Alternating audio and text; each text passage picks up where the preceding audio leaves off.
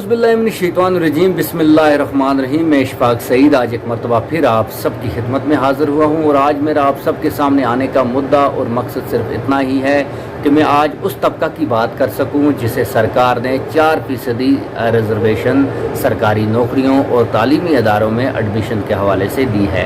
यानी पहाड़ी तबका। पहाड़ी तबका के लोग अब मायूस हैं क्योंकि उन्हें इनकम सर्टिफिकेट मांगा जा रहा है, यानी अगर आपकी इनकम सालाना 7 लाख से 8 लाख है, आप इस ज़ुमरे में नहीं आ सकते हैं। इस हवाले से हमने एक मुफस्सल रिपोर्ट वसीम बाबा के साथ मिलकर तैयार की है। आइए सुनते हैं ये मुफस्सल रिपोर्ट। मरकजी ज़ेर इंतजाम जम्मू और कश्मीर में पहाड़ी जबान बोलने वाले कबीले को सरकारी मुलाजमतों और तालीमी इदारों में 4% रिजर्वेशन की फरहमी के लिए अगरचे क़वायद व ज़वाबित तय हो चुके हैं, लेकिन तबका पर अब इनकम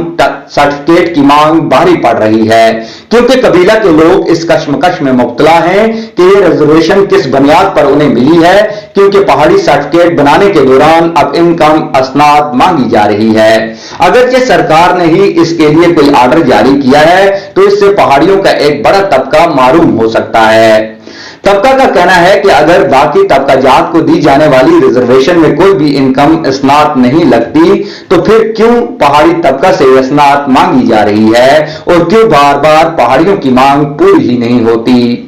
इस तबका की 4% रिजर्वेशन की फरहमी को यकीनी बनाने के लिए बाकायदा तौर पर नोटिफिकेशन जारी हो चुका है। लेफ्टिनेंट गवर्नर गिरीश चंद्र मुर्मू ने जम्मू और कश्मीर रिजर्वेशन एक्ट 2014 की शिक 23 और माजूर अफराद के हुकूक कानून 2016 के अख्तियारात का इस्तेमाल करते हुए 20 अप्रैल 2020 को SRO 127 जारी किया,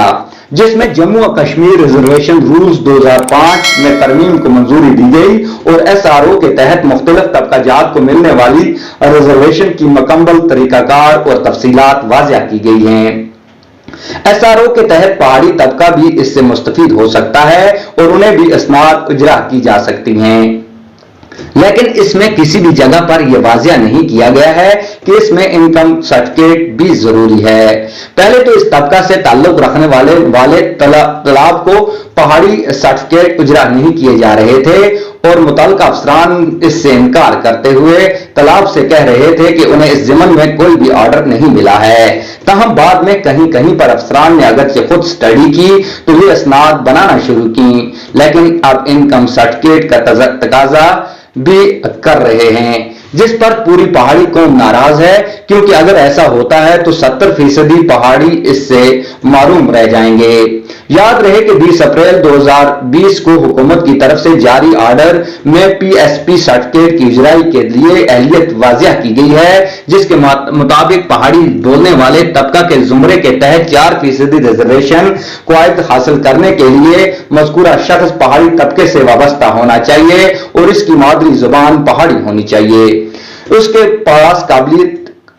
पास काबिल कबूल आधार कार्ड, इकामती सनद होनी चाहिए। इस सिलसिले में दरखास्त दहंदगान की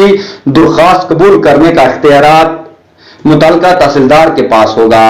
इसमें कहीं भी इनकम का जिक्र नहीं है। मजाज अथॉरिटीज की तरफ से गैर जरूरी कंफ्यूजन पैदा करने की कोशिश की जा रही है, जिसको बहुत जल्द दूर करने की जरूरत है ताकि पहाड़ी उम्मीदवार भी तबका के लिए मखसूस 4% नशिस्तों के लिए दरखास्तें दे सकें। याद रहे कि पहाड़ी कबीला बरसों से यह मांग कर रहा है कि उन्हें शेड्यूल्ड ट्राइब का दर्जा दिया जाए। काबिल जिक्र है कि पहाड़ी जबान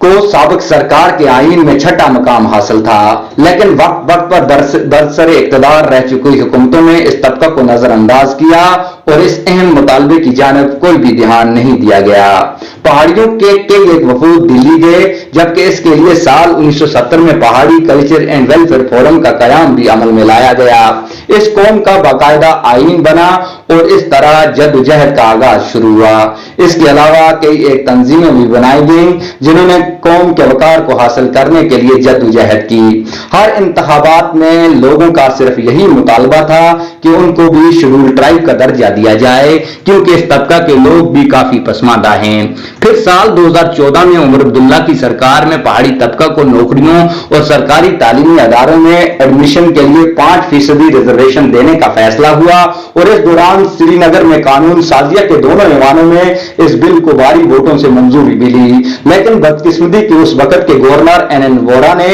اس بل سے متعلق کچھ خامیاں پیش کی اور بل پر دستخط کرنے کے بجائے اس کو رد کر دیا۔ پھر سال 2018 میں پی ڈی پی سرکار نے اس پر کام کیا اور جموں و کشمیر ریزرویشن ایکٹ 2004 میں ترمیم کے حوالے سے جموں و کشمیر ریزرویشن بل ترمیمی بل 2014 جموں و کشمیر میں جاری قانون سازیہ کے دونوں ایوانوں میں پیش کی گئی، اور جموں و کشمیر کے پہاڑی زبان بولنے والوں کے ریزرویشن سے متعلق بل اسمبلی میں منظور ہوئی، اور اس وقت بھی اس بل کو ممبران کی ایک بڑی تعداد نے سپورٹ کیا، کیونکہ بی جے پی کے بیچ طے پائے ایجنڈا آف الائنس میں بھی پہاڑیوں کو شیڈول ٹرائب کا درجہ دینے کی بات کی گئی تھی۔ اس دوران بڑے دھوم دھڑاکے کے ساتھ یہ بات کہی جا رہی تھی کہ پہاڑی زبان بولنے والے اپنے